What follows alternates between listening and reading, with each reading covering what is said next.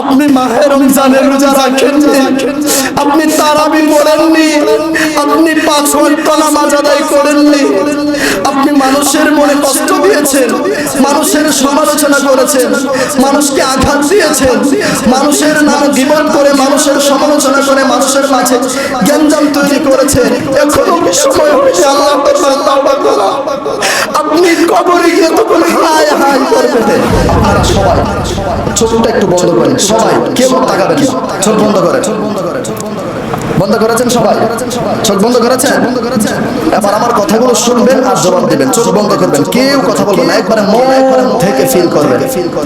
আপনারা এখানে এসেছেন, মসজিদে বসেছেন, এই মুহূর্তে আপনার কাছে মালাকুল মউত আজরাইল চলে আসলো, আপনার রূহটা টেনে বের করে ফেললো।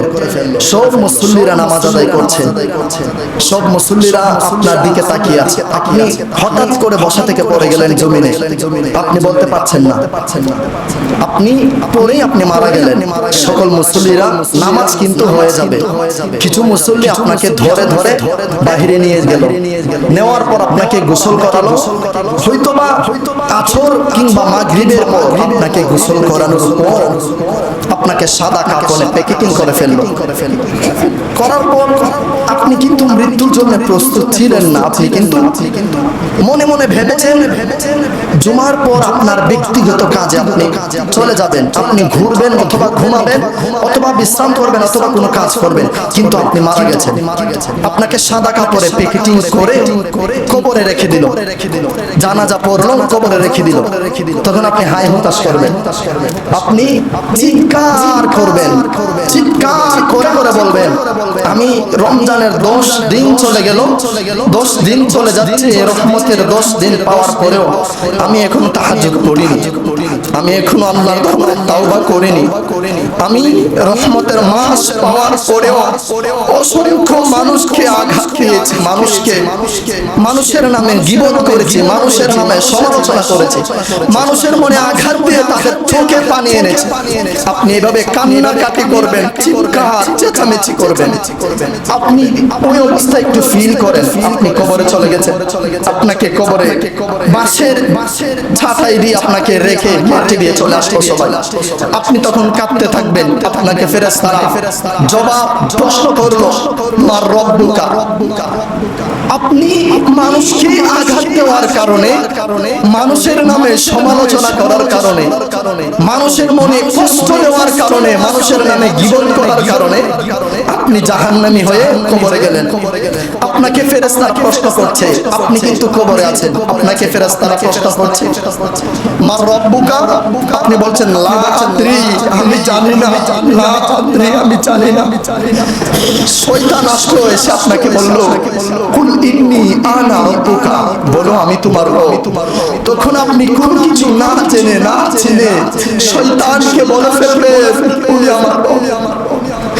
ফেরেশতারা জিজ্ঞেস করবে, ওমা দীনুকা, আপনি বলবেন লা আদরি, আমি এটাও জানি না, কারণ আমি দুনিয়াতে প্রস্তুত ছিলাম না। মাহে রমজান পেয়েছি, রমজান পাওয়ার পরে আল্লাহর দরবারে তাওবা করিনি, আল্লাহর কাছে ক্ষমা চাইনি। রমজানের রহমতের 10 দিন আমাদের মাঝ থেকে বিদায় নিয়ে যাচ্ছে, এখনো তাওবা করিনি, জীবনের গুনাহগুলো এখনো মাফ করাইনি। আপনাকে বলা হলো তোমার নবীকে, আপনি নবীকে চিনলেন না, আপনি নবীর সুন্নতকে ধরলেন না। যারা নবীজিকে ভালোবাসে আপনি তাদের পেছনে লাগার কারণে, তাদের সমালোচনা করার কারণে আপনি বললেন আমি নবীকে চিনি না, কে তিনি? আপনি কি বললেন আমি বুঝিনি। তখন ফেরেশতাদেরকে আল্লাহ রাব্বুল আলামিন ডাক দিয়া বলল, ইন্না জাহান্নামা কানাত মিরসাদা, ইন্না জাহান্নামা কানাত মিরসাদা। আপনাকে ফেরেশতারা জাহান্নামে, ফেরেশতারা ধরে ধরে আপনাকে জাহান্নামে নিক্ষেপ করবে। ওটা তো আপনার কবর ছিল, তখন কবরটাকে জাহান্নামের মতো বড় করে দেওয়া হবে, চতুর্দিক দিয়ে জাহান্নামের আগুন জ্বালিয়ে দেওয়া হবে, চতুর্দিক দিয়ে জাহান্নামের আগুন জ্বালিয়ে দেওয়া হবে। আপনাকে একটা সাপ কামড় দেবে, সাপের কামড়ে আপনার 70 বছর পর্যন্ত তার ব্যথা আপনার করবে সারা শরীরে। দুনিয়াতে আপনাকে একটা পিঁপড়া মশা কামড় দিলে আপনি সহ্য করেন না, সাপে কামড় দিলে আপনি সাথে সাথে ডাক্তার দেখান। কবরে আপনাকে এমন ভাবে একটা সাপ কামড় দেবে, 70 বছর পর্যন্ত তার ব্যথা যন্ত্রণা সহ্য করতে হবে। আপনার কবরে জাহান্নামের আগুন জ্বালিয়ে দেওয়া হবে। সবাই দুনিয়াতে থাকলো, আপনি দুনিয়াতে নেই, আপনার কবরে শুধু এই আযাব। আপনি কোনো কিছু করতে পারেন না। আপনি মাহে রমজানের রোজা রাখেননি, আপনি তারাবি পড়েননি, আপনি 5 ওয়াক্ত নামাজ আদায় করেননি, আপনি মানুষের মনে কষ্ট দিয়েছেন, মানুষের সমালোচনা করেছেন, মানুষকে আঘাত দিয়েছেন, মানুষের নাম গীবত করে, মানুষের সমালোচনা করে, মানুষের মাঝে গ্যাঞ্জাম তৈরি করেছেন। ও ইমানদার, ও আল্লাহর বান্দা, এখনো কি সময় হয়নি? এখনো কি সময় হয়েছে আল্লাহর দরবারে তাওবা করা? আপনি কবরে গিয়ে তখন হায় হায় করবেন। আপনি ভেবে নেবেন না মাহে রমজানে মরণ হওয়ার কারণে আপনি জান্নাতে চলে যাবেন। আল্লাহ রাব্বুল আলামিন মাহে রমজানে মরণ তাদেরকে সৌভাগ্যবান করবেন। রমজানের মরণ তাদের জন্য সৌভাগ্যবান হবে যারা মাহে রমজানের আদব রক্ষা করে মারা যাবে। যারা মাহে রমজানের আদব রক্ষা না করে মারা যাবে, তারা কবরে গিয়ে কোনো প্রশ্নের উত্তর দিতে পারবে না। আমার নবীকে চিনবে না, আল্লাহকে চিনবে না, শয়তানকে আল্লাহ বলার কারণে আপনাকে জাহান্নামে নিক্ষেপ করা হবে। এখনো কি সময় হয়নি আমাদের আল্লাহর দরবারে তাওবা করা? এখনো কি সময় হয়নি? মাহে রমজান আমাদের মাঝ থেকে ধীরে ধীরে বিদায় দিয়ে যাচ্ছে। এখনো কি সময় হয়নি? ওই ইমানদার, এজন্য বলি আপনার যেটুকু সম্পদ রয়েছে, আপনার সম্পদের যাকাত প্রদান করুন। আপনার জীবনের সব গুনাহের জন্য আল্লাহর রাস্তায় দান সদকা ফিতরা চতুর্দিক দিয়ে ছিটিয়ে দেন। আপনার যা যা আছে সবকিছুর জন্য আল্লাহর দরবারে শুকরিয়া আদায় করুন। মাহে রমজানে তাওবা করুন। মাহে রমজান আমাদের কাছ থেকে আস্তে আস্তে চলে যাচ্ছে। আপনি আর 1 সপ্তাহ পর আপনি বুঝতে পারবেন না কিভাবে আপনার রমজান চলে গেছে, আপনি বুঝতে পারবেন না। মাহে রমজান আপনার কাছ থেকে বিদায় নিয়ে যাচ্ছে, আপনার কান্না আসে না, আপনার কষ্ট লাগে না, আপনি ইমানদার হতে পারেননি। নবী বলেন রমজান বিদায় নিয়ে যাচ্ছে, রহমতের মাস চলে যাচ্ছে। কারো যদি কষ্ট না লাগে সে ইমানদার হতে পারেনি। কেউ যদি আল্লাহর দরবারে ক্ষমা না আছে, মাহে রমজানে জীবনের গুনাহ মাফ না করে কবরে চলে যায়, জাহান্নাম ছাড়া গতি থাকবে না, জাহান্নাম ছাড়া তার গতি থাকবে না। দুনিয়ার শেষ আছে, আখিরাতের শেষ নেই। দুনিয়াটা মাত্র একটি ঘর, আরেকটি ঘরে আপনি পাড়ি দিবেন। একটা ঘর ছেড়ে আরেকটা ঘরে আপনি যাবেন। এটা দুনিয়া, এটা ঘর। এই ঘর থেকে একবার বের হলে তারপর আপনি আসল দুনিয়াতে যাবেন, আসল জগতে যাবেন। সেই জগতে আপনার আসল কিছু হবে।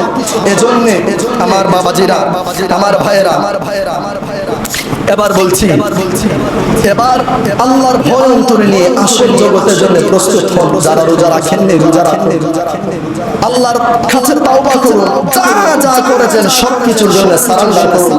নিজেকে অনুতপ্ত হন, অনুতপ্ত হন, অনুতপ্ত হন। আল্লাহর কাছে ক্ষমা চান।